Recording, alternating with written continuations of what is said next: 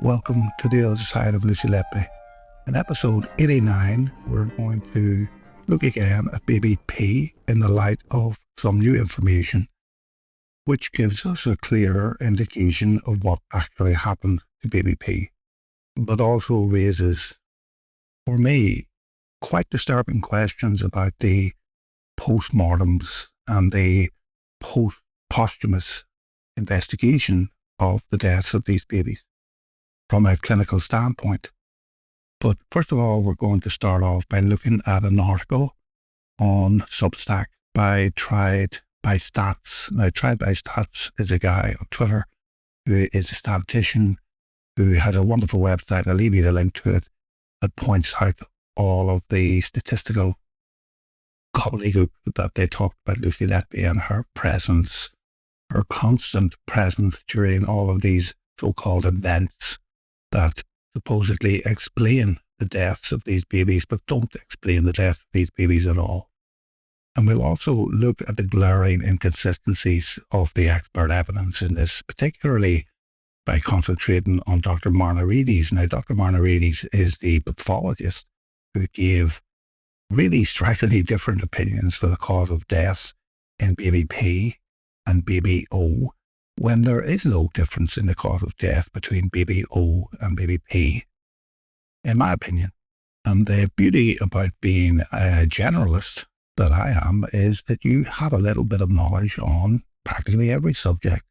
So one of the tricks that these guys play when they're given evidence is that they confine themselves conveniently to their own specialty. So the pathologist won't wander outside that, and therefore he allows himself to be guided by the clinician in his interpretation of events, rather than just sticking to pathology. How does the pathology findings at postmortem align with what the experts said happened to the babies? And they don't, surprisingly, align at all with that.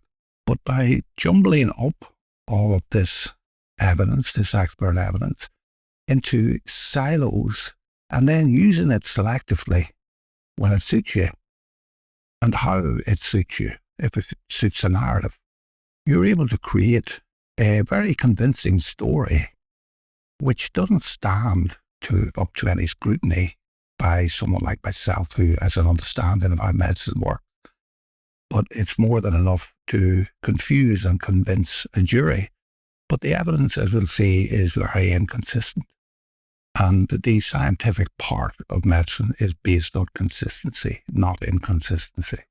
So the article by Tried by Stats is called Lucy Letby and Baby P, Room Filled with Witnesses at Time of Alleged Attack.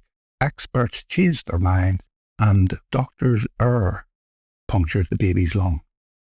So he says, during the time frame that the prosecution accuses Letby of attacking baby P, there were at least 3 witnesses in the room, not one of whom saw anything.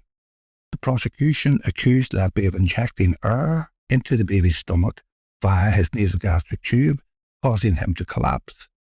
The prosecution experts acknowledged a long list of failures in the baby's care, including one mistake by doctors, leading to the baby's lung being punctured, followed by unacceptable delays in identifying and treating this condition.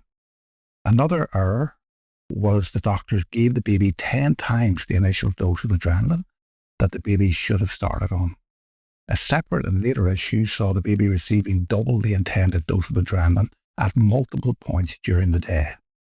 And Tried by Stats was very kind to provide me on Twitter with the actual evidence from the court documents themselves that the dose was exactly 10 times too high. And a 10 times error is a typical error because it's the movement of 1 decimal place. So when you're given medication to preterm babies, it's often diluted by 10. So if you don't dilute it by 10, a 10 times error is quite common. But we have Dr. Bowen, and I will give you a link to the trial transcripts, stating that it was 10 times the usual dose of adrenaline, if there is such a thing as the usual dose of adrenaline. And then Tried by Stats carries on. Paradoxically, the prosecution accused Letby of lying about medical notes Yet the only evidence their experts could point to were the exact same notes. The notes actually contradict their case. There is no evidence of gastric distension or in the baby's stomach that the prosecution could rely on that aligns with their timeline. Baby P, along with his brother Baby O, was one of the triplets Lucy Letby has been convicted of murdering. The prosecution's primary allegation is that Lucy Letby injected her into Baby P's stomach around 9:40 a.m.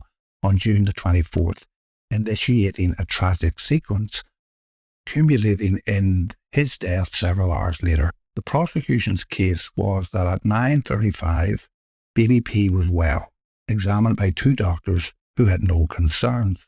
And that, again, is not true. The baby was not well at 9:35. So we have to remember Baby P was born by emergency cesarean section under a spinal anesthetic, which hadn't even really worked because the mother said she could feel everything. So there must have been a great urgency and need to get those babies out. And that operation took place around 2:30 on the 20th of June. So we are now 4 days into Baby P's life. Baby O, the triplet brother, died the previous day. And we know that Baby O had a condition called subcapsular hematoma. So if you think of your liver and it's covered in cling film, then that's the capsule which is holding the liver together, and everything underneath the cling film is called liver parenchyma, or the tissue that actually makes up the liver. So you've got two types of hemorrhage. You would have the subcapsular hemorrhage that's just bleeding on the surface of the liver. And the pathognomic, almost universal finding of subcapsular hematoma in preterm babies would be bruising of the liver. So you would see this bruising through the capsule at postmortem. Now, a bruise isn't just a bruise. Bruises are structured and therefore have an appearance that's consistent with the time at which they were formed. So if you see a baby coming out after a very difficult delivery, you will see bruising straight away, and it will be very bright, livid, purplish coloration of the skin. Then if you were to look at that bruising, say a week later, you would begin to see the colour change. And the colour changes are due to the breakdown of the hemoglobin in the blood within the bruise. And so it shouldn't be too difficult for a pathologist to say that, number one, the location of the bruise in both Baby O and Baby P was the right lobe of the liver. So we know that. We have two triplets that have gone through a traumatic delivery. Both of them have the same presentation of illness as a complication of their birth several days later. Therefore, both of them have a common etiology. So the origin of the disease for both of the babies is the same. And you can say that with certainty because subcapsular hematomas in preterm babies are very rare. So it's going to be very low probability that you would find one at all. But if you find one, and you find one in identical location in the triplet brother, then the probability that these rare conditions have two different or separate causes goes to zero. So the cause or the etiology of the liver bruising or the subcapsular hematoma in both babies is the same. And that same origin is the traumatic birth. That is what a typical honest pathologist or physician would say about Baby O and Baby P. So you just have to remember this is going on in the background. Baby O is dead, and we still don't have a post-mortem result, so we don't know why Baby O is dead. It's now 24 hours later, and his brother has a similar type of collapse. You're going to think common etiology. And there are other etiologies, not very common, but the other cause of subcapsular hematoma that you would have to consider is sepsis, our old friend and constant companion, constant presence in the neonatal unit at the Countess of Chester Hospital. Therefore, we would have to consider sepsis as a cause or contributor to the subcapsular hematoma. So we have a nice, neat little differential. We have birth trauma, both babies going through the same procedure of birth, therefore suffering the same complication of that birth. Both babies subject to the same environment, therefore subject to the complications of that environment. That's how a proper physician would think about these. Back to the article. This case involved significant deviation by the prosecution experts from their pre-trial reports. Before the trial, their theory was about an attack the night before. Letby wasn't working the night shift. During the trial, they changed their mind. On the stand, they moved the date of the attack to line up with the prosecution's allegations. They also identified multiple hospital errors in BBP's care, including administering 10 times the appropriate initial adrenaline dose, and separately, a dosing calculation error led to them giving double the prescribed dose at multiple points during the day. Doctors placed him on an excessively high ventilator setting, causing or contributing to his lung collapse, pneumothorax.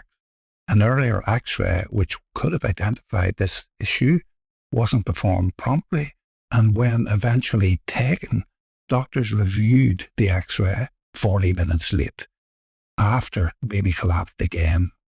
Resolving the pneumothorax took several hours. All of these errors were accepted by the prosecution's experts, with Dr. Evans even writing that the death was the result of a complication of the pneumothorax. The consultant responsible for Baby P's care made headlines for accidentally killing a baby after a series of failures in another case, and the link for that is in the article. She is identified only as Dr. B, as she can't be named due to a court order. The timeline: this is the 23rd of June, Letby on day shift. At 1800 hours, Dr. Gibbs examines BBP, noting that the baby's stomach is mildly distended. Letby is not accused of causing this, and Gibbs orders an X-ray. 2009, X-ray is taken, revealing moderate gaseous distension. Letby is accused of doing this. 24th of June, and this is the overnight shift, 0400 hours. Nurse aspirates 25 mils of air from baby P, noting the baby still has gastric distension. 0636, Nurse Ellis notes abdomen has been soft and non-distended. 0800 hours, Lucy Letby begins her next shift. She will retrospectively record. Later that evening, abdomen full, loops visible, soft to touch. The prosecution alleged that this is a falsified record by Letby. 0935, Dr. Uku conducts a ward round, finding baby P stable, but notes that the abdomen is moderately distended, bloated and soft. Letby is explicitly not accused of causing this. 0940 hours approximately, baby P experiences severe deterioration and collapses, requiring resuscitation. Prosecution say Letby caused this collapse by injecting air via baby P's nasogastric tube. Prosecution expert Dr. Bohan later notes in a pre-trial report, this is pre-trial, right? Pressure placed on baby P via the ventilator post 940 incident was unusually high for a baby of his size and may have contributed to the pneumothorax. So why would you say may have contributed to the pneumothorax when overpressurizing the lungs is one of the major causes of pneumothorax, particularly in a 34-week baby? Letby types up her note retrospectively later on the evening of the 24th. Registrar Uku arrived to carry out ward round. Baby P had anapnea, bradycardia, desaturation with mottled appearance, requiring facial oxygen and neopuff for approximately 1 minute, abdomen becoming distended. The prosecution alleged that this entry is a lie by Letby. 11:30 a.m. BBP desaturates again. Letby is not accused in connection with this event. 11:57, an X-ray is taken showing the baby has a pneumothorax, but this X-ray is not reviewed by the clinical team at the time. 12:28, BBP collapses again. Letby was accused of dislodging a breathing tube. This accusation was added during the trial and is not part of the expert evidence. 12:30, a new X-ray is taken. This one is reviewed. The pneumothorax is identified at this point. The 11:57 X-ray is now retrieved as well. 3 o'clock, 1500 hours, a chest drain is inserted to treat the pneumothorax. 15:14, BBP suffers a cardiac arrest. A subsequent X-ray confirms the pneumothorax has resolved. Letby is not directly accused of this. 1600, resuscitation efforts are ended. And the article goes on. The key to understanding this accusation is the idea that Letby set off a chain of events leading to the baby's death. The prosecution claims Letby caused the baby's collapse at 9:40, and so all of the subsequent hospital errors during resuscitation can be blamed on her for causing the collapse. So all very neat, isn't it? Very neat. Dr. Bohan concluded that subsequent resuscitation and intubation involving high pressures from the ventilator, together with vigorous resuscitation, can cause a punctured lung. So it's the treatment for the problem that was caused by Lucy Letby that had caused the punctured lung. And that's from the prosecution opening speech on day 7, 13th of the 10th, 2022. My impression of the care afforded to BBP after the collapse on the 24th of June is that it was muddled. M-U-D-D-L-E-D. You won't find muddled in any medical dictionary. There were unacceptable delays in recognition and treatment of the pneumothorax, the ventilatory strategy used, and the use of high-dose adrenaline infusion was unusual. And Dr. Bohan doesn't bother to mention the use of pancuronium, which is an anesthetic agent that was also used. Why would you leave that out? And that's from Dr. Bohan's report, day 94, 23rd of 3rd, 2023. Dr. Bohan went further than Dr. Evans, but Dr. Evans was prepared to accept the death was a consequence of that collapsed lung. Question.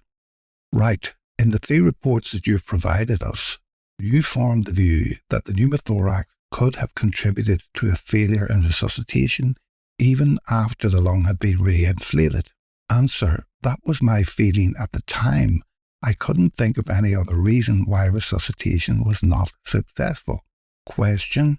Your view in all 3 of those reports was that death was the result of complications from that pneumothorax. Answer. Yes.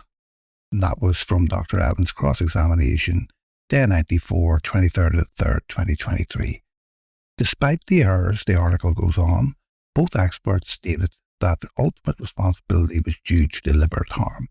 In their pre-trial reports, they expressed suspicion about the gaseous distension observed on the X-ray timed at 20:09 on the 23rd of June, theorizing it had splinted BBP's diaphragm, destabilizing him and causing the collapse approximately 13 hours later.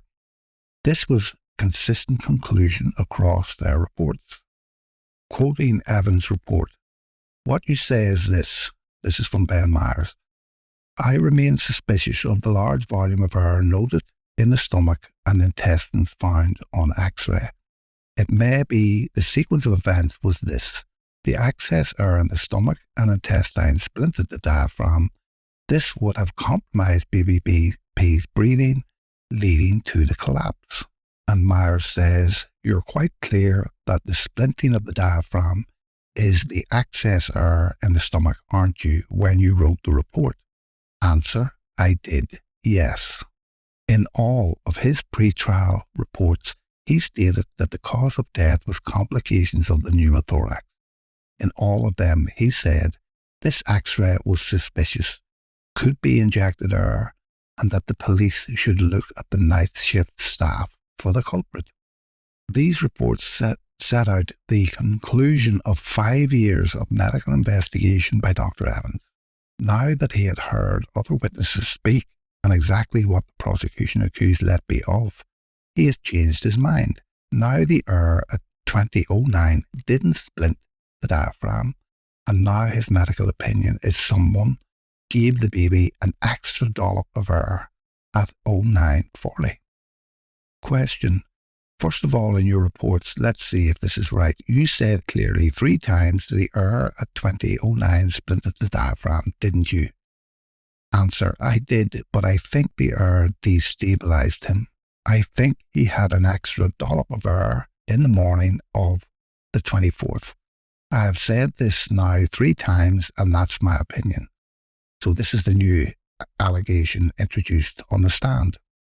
So you're suggesting the reports that air in the stomach and intestines at 20:09 on the 23rd was sufficient and is an explanation to cause splinting of the diaphragm that led to collapse at about 9:40 in the morning, aren't you? That was an option at the time, yes. That was an option at the time. I don't think that's now correct. This is Evans during the trial. So I think there were 2 events. So I think there was excess air given before the 20:09 X-ray, if I could put it that way. Then I think that destabilized the baby, but I think that even more air was given into his stomach on the morning of the 24th. That, I think, is a more accurate way of explaining the sequence of events. And that's from Dr. Evans' cross-examination, day 94, 23rd of 3rd, 2023. And then from the prosecution opening speech, putting it bluntly, ladies and gentlemen, the allegation here is that she deliberately caused a problem for baby P as she was going off duty so that overnight he had had problems which would divert attention away from Lucy Letby. That's the prosecution opening speech. What an utter load of codswallop. In a mirror of the BBC case, all the prosecution experts initially converged on an X-ray as being evidence of murder. In that case, they dropped the X-ray allegation during the trial after finding out Letby wasn't on duty. Here, the prosecution faces another issue. They can't connect the alleged injection of air to any serious harm to the baby. At 1800 on the 23rd, Dr. Gibbs and Dr. Cook examined baby P and found him to be remarkably well, though they noted mild distension, this abdominal distension. At 2000 hours, the X-ray is taken that the prosecution say is evidence of injection of air. Dr. Gibbs, in his testimony, comments on this X-ray, suggesting that the air in the X-ray is consistent with the distension that he observed. The X-ray, it just showed that there was a fair amount of gas air in baby P's bowel all the way down his bowel. I mentioned that. It had been mentioned that during examination his abdomen was mildly distended. That would be consistent with some air being in his bowel seen on the X-ray. It is likely, and I would have assumed, that the air in his bowel had little more than you would usually expect to see in a baby, was due to the treatment he had to support his breathing during the second day of his life. And that's Dr. Gibbs' direct, day 93, 22nd of the 3rd, 2023. So the attending physician states that the aerophagia, the swallowing of air, the air in the baby's gut, the abdominal distension, was a normal finding of the baby on the 23rd. And yet we have Dewi saying that it was finding new evidence at the trial, or hearing new evidence at the trial, that forced him to change his mind. Well, that's the evidence he heard at the trial, that this was a natural cause and a natural phenomenon that you would find in preterm babies who are on ventilators. But again, they're wrong about why the abdominal distension was there. And we'll get to all of this in a minute. The article continues, no evidence suggests there were separate incidents of distension. The prosecution don't accuse Letby of causing the earlier distension because Dr. Gibbs said the baby was fine at that point. They do so for the later one. Dr. Evans, in his pre-trial report, was so concerned about this X-ray that the baby's condition over the night shift that he told the police they should focus their investigation on the night shift staff. So we're back into the situation of multiple dosing or dosing of multiple bags of insulin because Lucy Letby wasn't there, to remove the fact that there could be two murderers on the ward. And here we have clear evidence of two murderers on the ward if the mode of attack is via a nasogastric tube, which isn't a mode of attack. But if it is a mode of attack according to Evans, there has to be two murderers on the trial. Oh no, there doesn't. We can now shift the whole phony story forward to the day or the time that Lucy Letby comes back on work. And this is the shifting events that actually don't make any sense clinically. They don't make sense at all. And Evans even says it during the trial. You also then go on to say, in fact, this is Ben Myers, in your second and third reports, that it is necessary to scrutinise nursing care during the night shift of the 23rd and into the 24th of June. You're clear about that. That's Ben Myers. Answer, absolutely yes. Myers, so you're suggesting that air in the stomach and intestines at 20:09 on the 23rd was sufficient and an explanation to cause splinting of the diaphragm that led to a collapse at about 9:40 a.m. the following morning, aren't you? That was an option at the time. Yes, that was an option at the time. I don't think that's now correct. So one of the series of coincidences Letby is supposed to answer is that the suspicious event followed her from night to day shifts. The problem with the narrative is that the prosecution experts flagged the night shifts originally, then moved them when they realised that she wasn't on the night shift. You really can't make this stuff up, but I'll leave a link to the article. Question from Ben Myers. What you have done, Dr. Evans, is, having been very clear as to when you say the error first accumulated in your three reports, you have simply now shunted it along to a line to a point near, as it happens, to when Miss Letby was on duty after the 8 o'clock handover in the morning. That's actually what you've done here, isn't it? Answer, it isn't actually, because if I was trying to put Miss Letby in the frame, I would have started my concerning issues not on the night shift where the milk was aspirated, but I'd have started my concerns on the day shift of the previous day when I understand she was on call. I didn't do that, so I can't be accused of putting anybody in the frame because my initial concerns related to people on the night shift of the 23rd and 24th. Looking back on it, I think that the error in his stomach at 20:09 was significant and not the result of anything natural. So he's disagreeing with what Dr. Gibbs said. He was not on CPAP. He was not on OptiFlow. So therefore, I think he had what I have said is there's access error at 20:09. What I did not say was, I think somebody squirted lots of air into his stomach. Before that, I didn't say that. But looking back on it, I think this was the start of his destabilization. I mean, what utter drivel. What we have here is a man who clearly identifies an attack on the 23rd at 20:09. That's what he tells the police. Look at the night shift. There's your attacker. But Lucy Letby isn't on. So now he abandons that.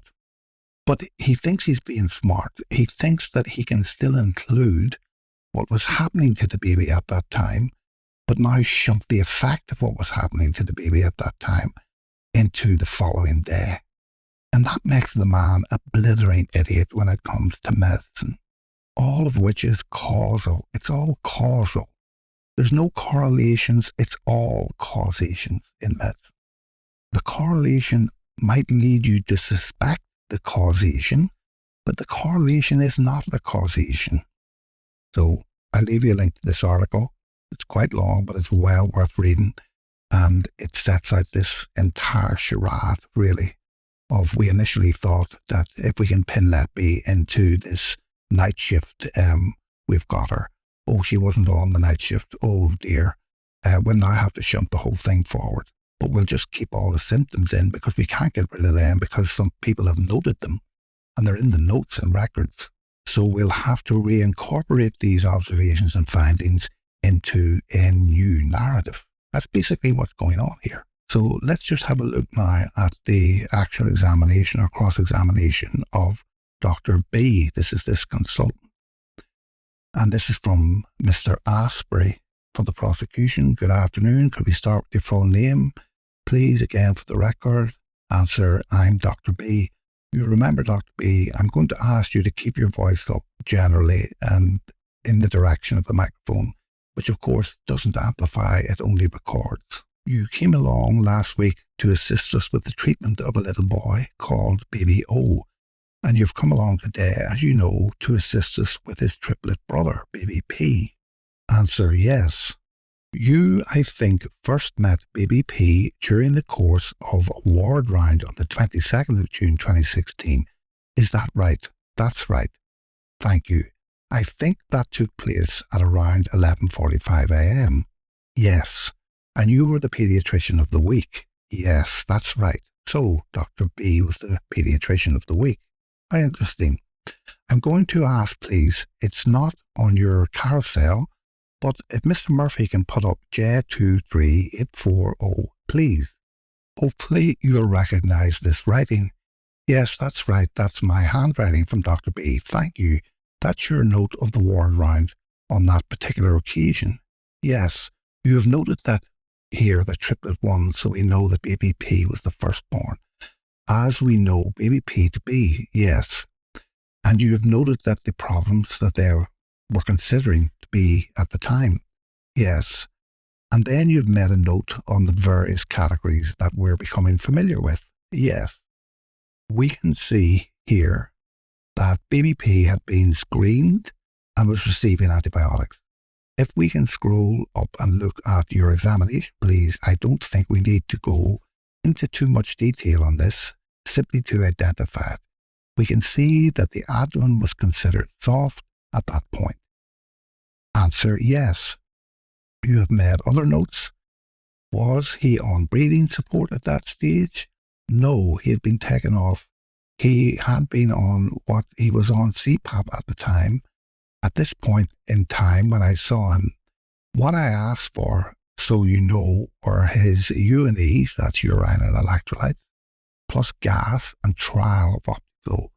So I had asked if we could as a step-down approach in weaning ventilation, change him to OptiFlow from CPAP. So at the time when I saw him, he was on CPAP, and I'd asked for that to be changed to OptiFlow. Now, OptiFlow is high-flow nasal cannula, just a different form of ventilation support. Is that a positive step for a baby in Baby P's position? Answer, yes, that's a positive step. So basically, CPAP is a form of non-invasive ventilation. So is OptiFlow, which gives pressure and adds ventilation. OptiFlow is just some flow with humidity as a method of non-invasive ventilation. So there you go, confirmed. OptiFlow and CPAP are a bit the same. It's a step down towards the next thing that would happen. You would wean the OptiFlow and then take them off, which is what happened with him. So then they set about explaining, again, I'll leave you the link. They set about explaining how the Baby P was doing really well and everything appeared perfectly normal, which it probably did appear perfectly normal.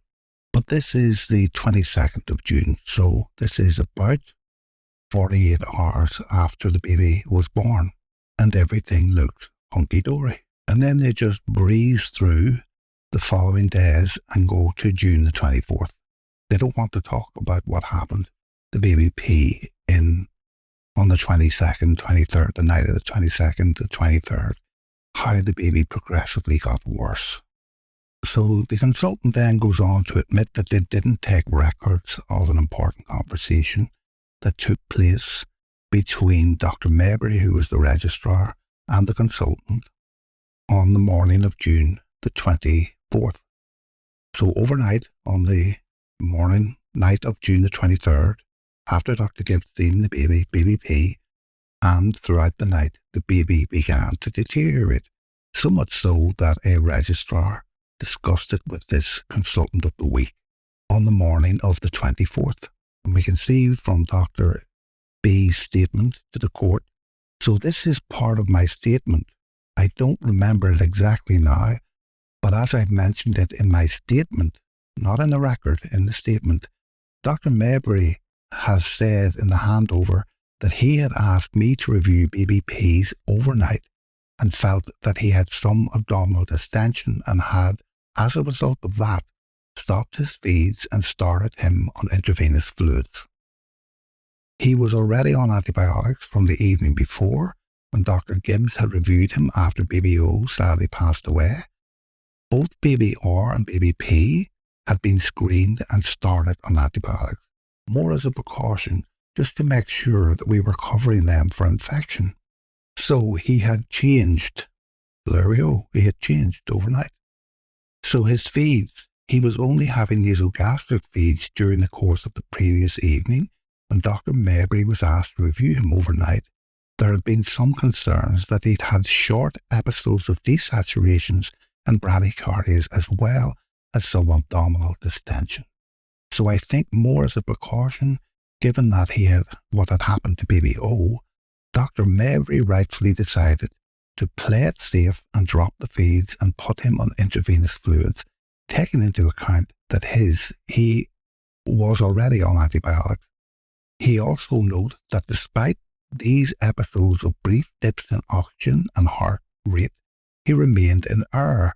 So Dr. Mabry wasn't concerned and didn't think about putting him back on any form of assisted ventilation and was satisfied that just stopping the feeds and managing it that way was the right thing to do, which I agreed with when I briefly reviewed him the next morning. So the consultant agrees that if a baby who is on CPAP begins to deteriorate by having desaturations and bradycardias and things like that they weren't having when they were on CPAP, but they start having it when you step them down from the CPAP to this beneficial high-flow nasal cannula. If the baby starts to deteriorate, it's okay just to put them on antibiotics, to stop their oral feeds, and to put them on nasogastric feeding. That's perfectly okay, particularly if you know that their triplet brother had died the day before. And in my opinion, that's not okay. So then we get some more information. A part of that was, so this is this Dr. B, a part of that was that morning, that's the 24th, wouldn't have been one of the days where we undertook the morning ward round. So this is the situation in this hospital. There isn't a ward round every day. However, when Dr. Uku was reviewing baby P, I came and sort of cast an eye on baby P to make sure he was okay. And I don't remember noting anything unusual. It means he didn't make notes or she didn't make notes, I don't know. I have seen Dr. Uko's note entries, so we're looking at note entries, but none of them belong to the consultant.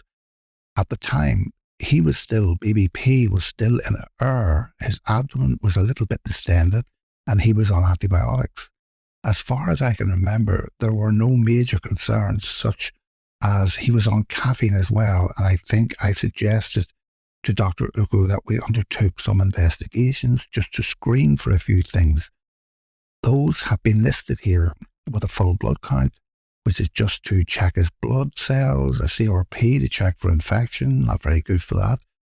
His kidney function to make sure his blood salt levels are okay, a blood gas, an ammonia, which is basically a test that is done, a blood test, which we send on ice to check for metabolic disorders.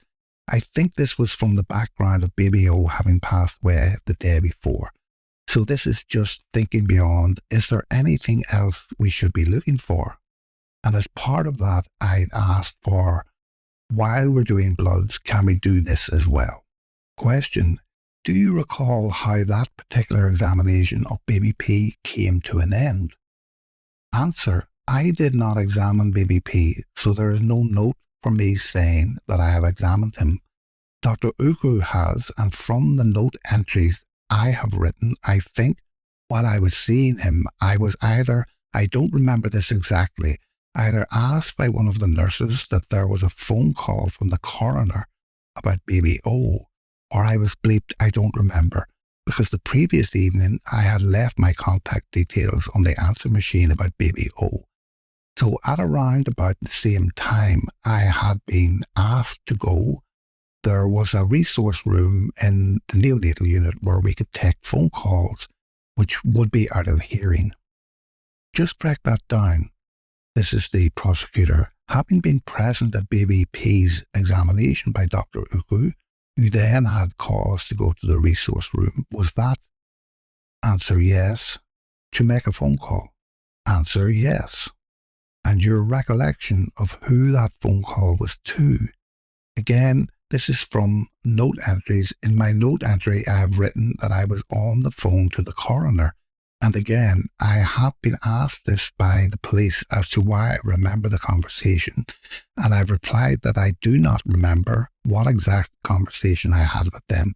However, it would have been to do with a summary of the unexpected events from the day before with baby O, and my filling in the coroner, either the coroner or the coroner's officer, because I think you can confirm from my statement who I spoke to, because this is documented in the notes.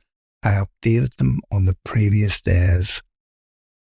And then the prosecutor butts into this rambling and goes, okay, well, rather than concentrate on that exactly, you were telling them what happened while you were on that phone call. Yes, so I was asked to come and quickly review BBP during that. Oh, that's very interesting, isn't it? Question, and why was that? Answer, because again, he'd suddenly become unwell, and that was literally just 10 to 15 minutes after I'd seen him. And who called the Dr. B to see BBP? Dr. Ugo. So it's very clear. They're on a ward round or a huddle, not really a ward round, because that's not a day for a ward round on a neonatal unit. Can you believe it? And they're having a huddle. This doctor gets called away to the resource room to talk to the coroner about what happened to baby P, and everyone is left standing around the cot, waiting for her to come back. Baby P literally collapses in front of them. So when did the dollop of air go into the nasogastric tube? And again, I'll leave you a link to this and you can go through it all yourself, and it's just rambling. To me, it's just rambling nonsense. And the final piece of the jigsaw that we'll look at is the trial reporting. And we go from what's taken from Dan O'Donoghue's Twitter feed on the 30th of the 3rd, 2023. Dr. Marnarides said, in his review of BBP, he could not find anything to indicate natural disease, the baby's death. To assist the jury with his findings in relation to BBP, Dr. Marnarides is presenting photographs of the baby boy's liver, taken at post-mortem to the court. The images show small bruises on the outside of the boy's liver. Dr. Marnarides tells the court that the bruising, although a lot smaller, is in the same area that it was found in baby P's brother, baby O. The court heard yesterday that baby O suffered a liver injury akin to a road traffic collision. The medic said the bruising found could be the result of CPR. Asked whether it could be another impact injury, he says, I don't have enough to say that. Dr. Marnarides says, having reviewed all the evidence, it is his opinion that child P died as a result of excessive injection of air into the stomach. So we have there Dr. Marnarides, the reviewing pathologist, stating that baby O and baby P both had similar type of liver injuries. They both had bruising in the same area of the liver. I think 99% of doctors would assume that both of these injuries, bruising to the right lobe of the liver, were due to birth trauma. Now, of course, the trauma that the babies would suffer at birth wouldn't be the same, wouldn't be identical. But the forces that cause this bruising underneath this little cling film-like layer called the capsule of the liver are shear forces, SHEAR. They're not impact forces. An impact force would leave bruising on the outside of the skin, the outside of the body. You can bruise the outside of the preterm neonate's body even by holding the baby. And what Dr. Marnarides is not saying here is that baby O had two types of liver injury.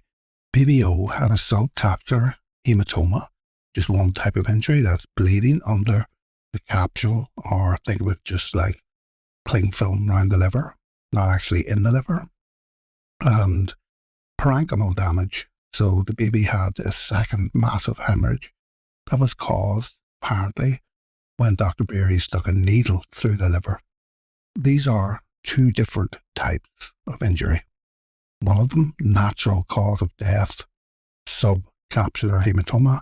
The second one, an iatrogenic cause of death, needle through the liver of a preterm baby. But Dr. Marnarides tells us baby P has exactly the same bruising as baby O. Strangely, he admits that this can be the result of CPR in the case of baby P, but not as a result of CPR in the case of baby O. That's completely illogical for the subcapsular hematoma. But if you read pathology books or you study the pathology of subcapsular hematoma, you find that the vast majority of them are in the right lobe. That's the biggest lobe of the liver in preterm babies. So baby O and baby P had the subcapsular hematoma in the right lobe. That was caused by birth trauma, not by punching a baby with enough force to create a car crash injury, and doing this within the confines of a 4x4 meter room with the baby in an incubator, where it isn't possible to generate that type of force, a car crash type of force, which would be, by definition, massive. So we have a clear pattern here. We have subcapsular hematoma as a natural cause of death in two triplets born in identical circumstances. The first one, baby O, complicated by the iatrogenic harm. The second one, baby P, misdiagnosed and again complicated by iatrogenic harm. Now, the fact that baby P didn't have a diagnosis of bruising of the liver before death is not unusual. Over 75% of subcapsular hematomas are diagnosed post-mortem. So it's a very difficult diagnosis to make because it's so rare and because it happens very, very subtly. So what you would typically see in a baby that has a subcapsular hematoma, you would find a baby for the first 1 to 3 days that appeared perfectly normal, because these hematomas are pools of blood under pressure. So you have bleeding from the surface of the liver, and this capsule, this thin capsule, is containing that bleeding. So the bleeding is slow. It isn't going to completely gush from the baby. So the baby will start off looking quite well, responding quite well, having all normal blood tests, everything will look perfectly normal. And as this hematoma builds up, the baby will start to suffer pain and physiological response to this bleeding that's going on underneath the capsule. And after a period of 1 to 3 days, something like that, the baby will start to show signs that it has a problem internally. So you will start off exactly like both these babies did, with feeding intolerance. That's the first thing you're going to see. The baby doesn't want to feed. Who wants to feed when they're in pain, when they're in a huge amount of pain? So particularly in the case of baby P, where they already had a warning sign that there was something not right with this high-risk pregnancy, it is definitely arguable that the decline of baby P on the night of the 23rd of June, that's the day before the baby died, was a very serious warning of something terrible happening. So you have the subtle signs: feeding intolerance. The baby is switched from oral feeds to nasogastric tube feeds. You had episodes of bradycardia and desaturation on the night of the 23rd, but you hadn't had any of them before. These are serious warning signs. The next thing you're going to see is abdominal distension. And that results both from the mass effect, so just the very fact that you've got bleeding there, an enlarging hematoma. And one of the signs that you can get in this is the sign that was found in baby O. You get blue discoloration in the abdomen over the liver. And in all of these, as we have said many times before, the bradycardia, the slowing of the heart, is going to happen because there is a vagal nerve, VAGAL nerve response. And the vagal nerve is just part of the autonomic or automatic nervous system that tries to regulate things. And as we're losing blood into this area of the liver, we're losing blood from the general circulation, which the baby doesn't have a lot of, but we're also creating from the inflammation around that, we're creating a lot of edema and fluid buildup around the liver, depleting the blood volume. That is going to result in acidosis, whether starting off slowly and building up or starting catastrophically, you don't know.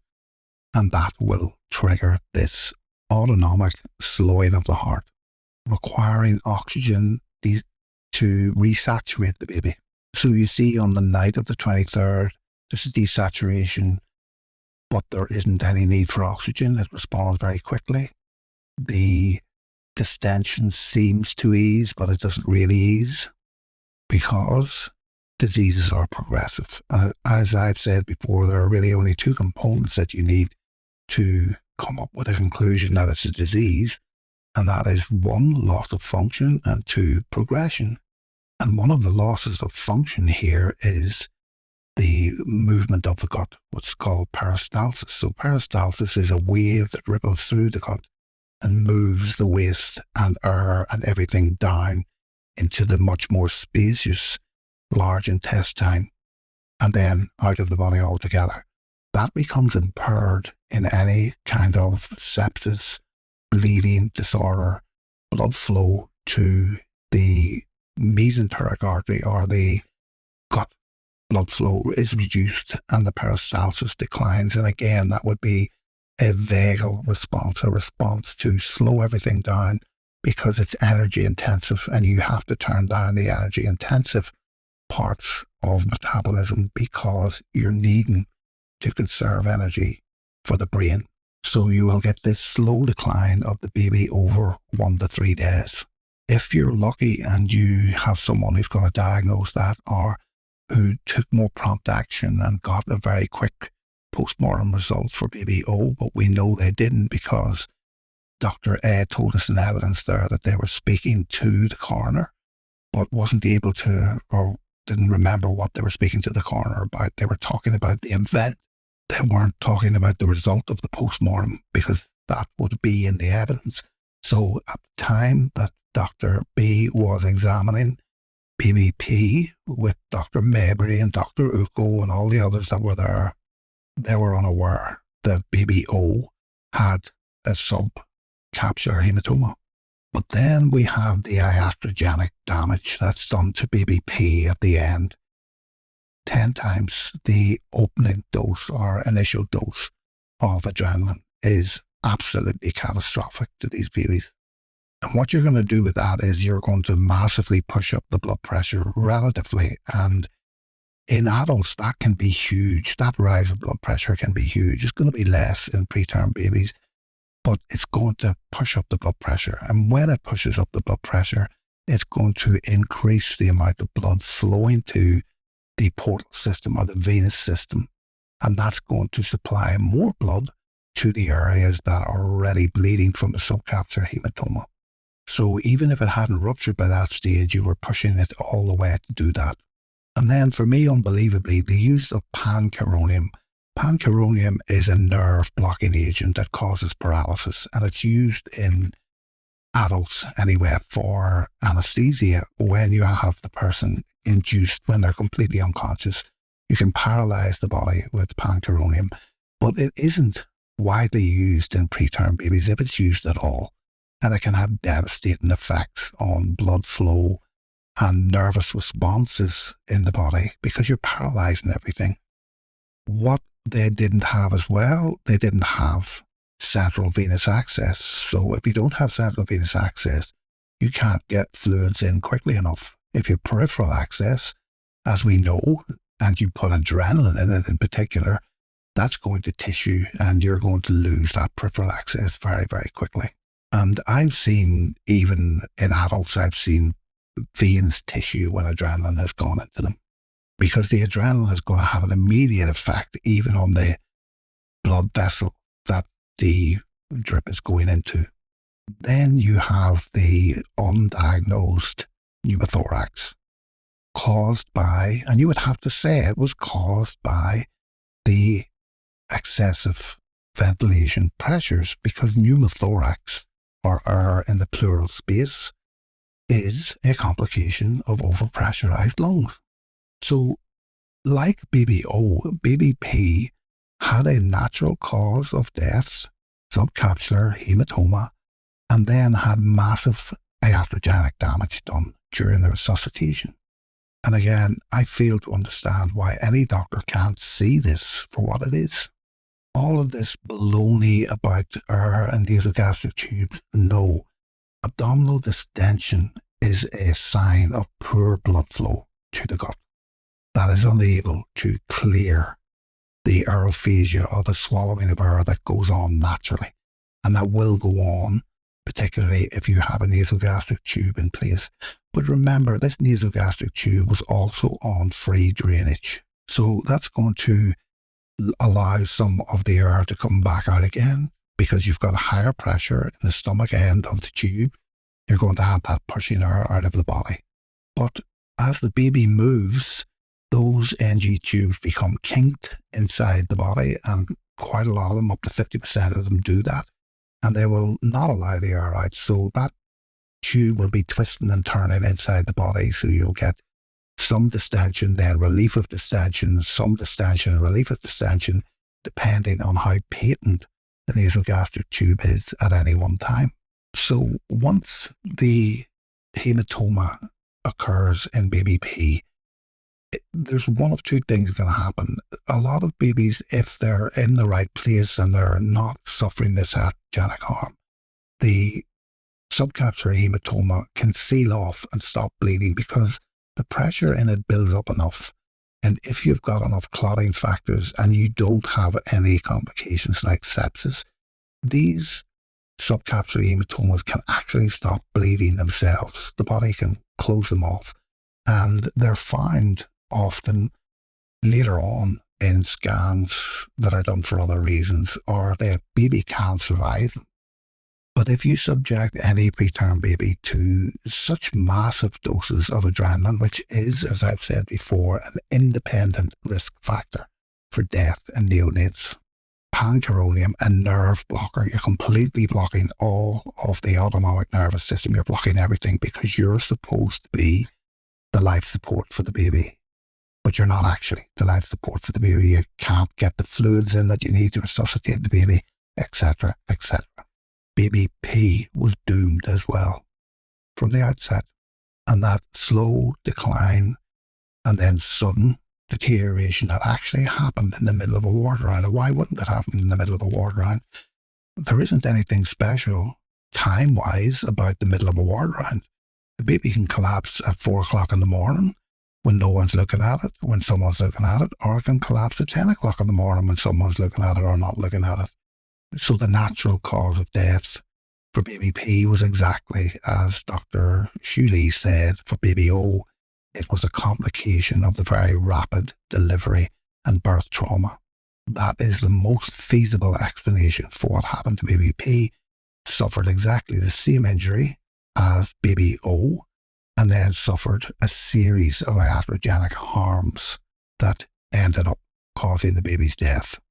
So I don't know why people can't see things in a straight line, because that's actually how you practice medicine. And you don't want to go to a physician who isn't thinking that way. So all of this is new evidence. I'm sure it's all in the reports given by Shuley's team that this is what happened in these cases, and it will be relatively straightforward for people to understand. So again, death by natural causes and iatrogenic harm. And that still leaves the question of why the post-mortem were not fully explained to the jury and why the pathologist wasn't called to give evidence. I find that staggering. But anyway, just another one of the Lucy Letby mysteries. So again, I hope you got something from this. I hope you learned something, and I'll leave all the information in the show notes. But this is a straightforward case of death by natural causes. So we'll leave it there, and we'll see you in the next episode.